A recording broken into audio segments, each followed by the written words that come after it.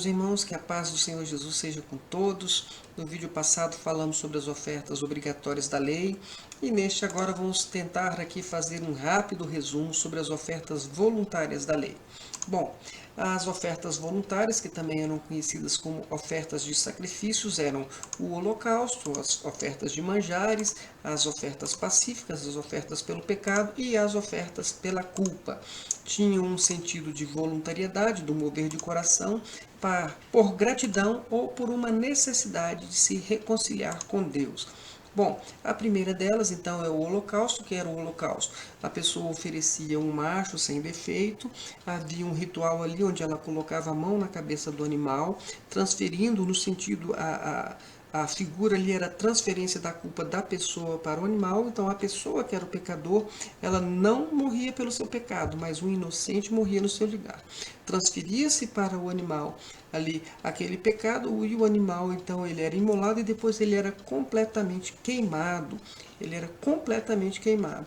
Este era o holocausto, uma oferta para agradar ao Senhor, onde a pessoa ela oferecia um cordeiro que era completamente queimado, representando então a substituição, né, da morte que passa agora para o animal. A morte que deveria ser do pecador, agora ela passa ao inocente animal. Bom, nós temos aqui então a oferta de manjares, que as pessoas poderiam então levar para agradar ao Senhor, ou por devoção pelo fruto do seu trabalho. Ali um manjar, um produto de cereais, um bolo, e uma porção ela era queimada como memorial e o restante ficava então para o sacerdote e seus filhos. As ofertas pacíficas, a pessoa podia levar do seu rebanho gado, cordeiro ou uma cabra, num ritual semelhante ao do holocausto, aquela da transferência da culpa, mas ele tinha por diferencial que, enquanto o holocausto ele era completamente queimado, na oferta pacífica, o cordeiro que era oferecido, o animal que era oferecido, ele podia servir ali então de alimento para o sacerdote e inclusive para o próprio ofertante. Eles podiam inclusive ali fazer ali um banquete, e se a oferta que a pessoa levava era em ação de graça, ela levava também um bolo, e ali então se estabelecia uma divisão, eles compartilhavam o alimento, estabelecia-se uma comunhão, e isso era agradável ao Senhor. A oferta pelo pecado diz respeito ao pecado que a pessoa cometia de modo não intencional. E havia ali então um ritual para cada classe de pessoas. Para cada classe de pessoas havia um animal diferente que deveria ser oferecido. Por exemplo, se fosse sacerdote, um novilho sem defeito. Se fosse um pecado de toda a população, os seus líderes levariam então também um novilho sem defeito. Se fosse um líder do povo, seria um bode sem defeito. E se fosse um indivíduo da comunidade, ele poderia levar uma ovelha, uma cabra ou mesmo uma pombinha, mostrando que o Senhor faz uma distinção entre quem é a pessoa que pecou. Uma coisa é o pecado cometido por um membro da comunidade, a outra coisa é o pecado cometido por todo o povo, ou por um líder, ou por um sacerdote. Então, a última oferta, que é a oferta pela culpa, diferencia-se da oferta pelo pecado, porque neste caso o pecado ele é intencional. A pessoa enganou, sabendo que estava enganando, a pessoa defraudou, a pessoa ela agiu de modo desonesto, e se ela então ela se arrepende da sua desonestidade, do prejuízo que ela deu a outra pessoa, ela não simplesmente levava um cordeiro para reconciliar com Deus, ela deveria também restituir o prejuízo que ela causou a outra pessoa. E não era simplesmente pelo valor do prejuízo, ela restituía além mais 20%. Ela acrescia o valor daquilo prejuízo que ela deu 20%, um quinto então do seu valor. Então, estas são as 5 ofertas voluntárias da lei.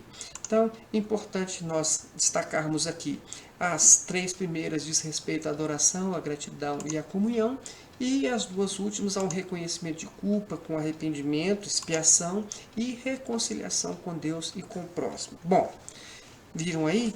Qual destas ofertas se parece com as ofertas que são pedidas hoje na igreja?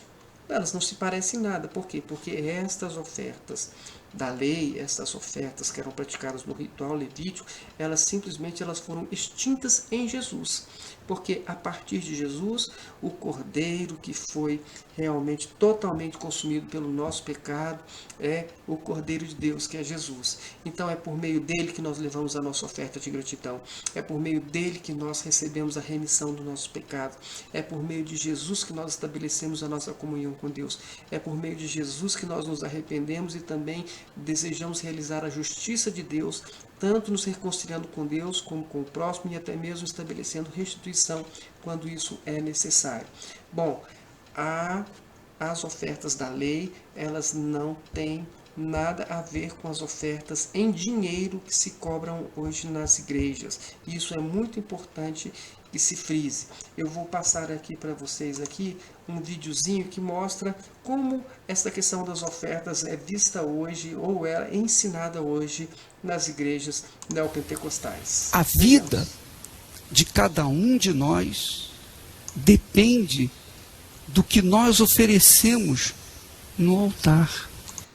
Veja só, quando ele diz que a vida depende do que nós oferecemos no altar, ele aponta para o púlpito, como se o púlpito da igreja fosse um altar. Então eu vou colocar aqui para vocês aqui a figura do altar. Veja só, parece com um púlpito, mas parece uma churrasqueira, não é verdade? Então, altar é o local onde as ofertas elas eram queimadas. Altar não é púlpito. Mas como você faz esse jogo de palavras, você diz que tem que ser levada uma oferta ao altar, e o altar é o púlpito. Na verdade é uma grande confusão e no final das contas está esperando uma coisa diferente, né? Vamos continuar assistindo aqui o vídeo. A sua vida não depende das minhas orações. A sua vida não depende da igreja, não depende do pastor, não depende de ninguém. Depende da sua oferta de sacrifício. Então veja, agora ele usa a expressão, primeiro ele usa a expressão altar. Agora ele usa a expressão oferta de sacrifício. Ora, as ofertas de sacrifício eram carneiros, bodes, ovelhas, novilhos, manjares. Mas quando se usa essas expressões, oferta de sacrifício e altar, a pessoa acaba sendo levada a acreditar que quando ela leva o dinheiro para a igreja, ela está cumprindo uma prescrição de Deus na sua palavra. O que não é bem assim. Vamos continuar aqui. Porque a sua oferta de sacrifício, no fundo, representa, tipifica a sua própria vida. Bom, nós vimos que não é bem assim. A oferta de sacrifício, quando era um animal, aí ele diz que a oferta de sacrifício, mas ele não especifica qual, mas a oferta de sacrifício, aquela que era representada pelo animal, qual era a significação? Não era a vida da pessoa, era a substituição. No lugar da vida da pessoa, um outro animal ele era oferecido. Então, não havia sacrifício por parte da pessoa. Ao contrário, a pessoa deixava de ser sacrificada pelo seu pecado e outro inocente era sacrificado no seu lugar. Vamos ver aqui como ele faz o fechamento. A sua vida. Então, quando a pessoa não teme ao Senhor, quando ela anda uma vida desordenada, é óbvio que ela está desprezando a Deus. Pronto. Para fechar então com chave de ouro, agora ele diz o seguinte, que a pessoa que tem uma vida desordenada, ou seja, a pessoa que não está cumprindo com a vontade de Deus, e aqui provavelmente ele vai estar se referindo ao levar as ofertas de sacrifício em dinheiro para a igreja, então é uma pessoa que está desprezando a Deus.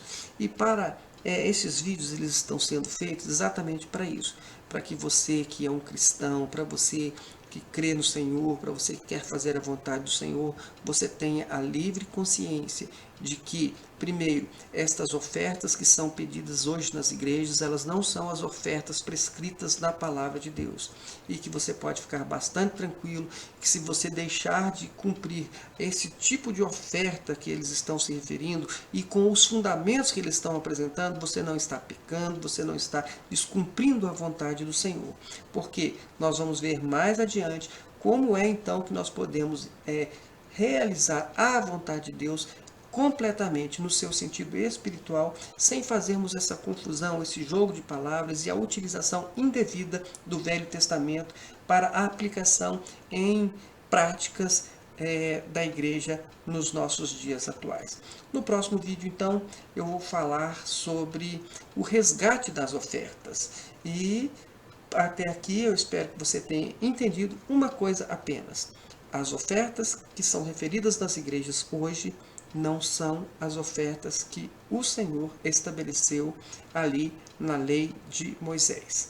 Bom, dito isso, vamos para frente, fique na paz do Senhor Jesus e até o nosso próximo encontro.